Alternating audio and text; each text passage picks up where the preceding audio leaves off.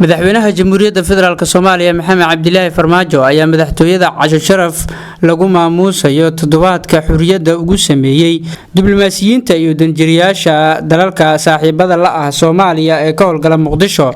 Madaxweynaha oo hadal kooban munaasabada ka jeediyay ayaa ka sheekeeyay sooyaalka Soomaaliya iyo marxaladii adkeed ee dalku uu soo maray, isaga oo hoosta ka xariiqay in wadanku uu hadda cagta saaray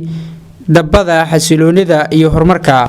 madaxweynaha ayaa xusay in dowladda federaalk Soomaaliya ay tixgelinayso saaxiibtinimada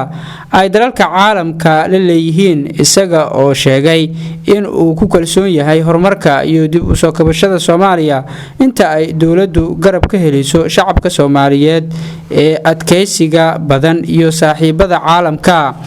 madaxweyne Farmaajo ayaa marti sharafta uga warbixiyay dadaalada ay dowladdu ugu jirto sidii Soomaaliya loo gaarsiin lahaa horumar waara, isaga oo la wadaagay siyaasadda hortabinta u leh dowladda ee dhinacyada amniga, hanaanka maaliyadda iyo siyaasadda loo dhan yahay. madaxweynaha ayaa dalalka saaxiibada la ah Soomaaliya uga mahadceliyay sida hagar la'aanta ahi ay u garab taagan yihiin ummadda Soomaaliyeed, isaga oo sheegay in dowladda ay ka go'an tahay xoojinta iskaashiga iyo xiriirka ay la leedahay guud ahaan beesha caalamka. munaasabada casho sharafta waxaa sidoo kale ka qayb galay gudoomiyaha golaha shacabka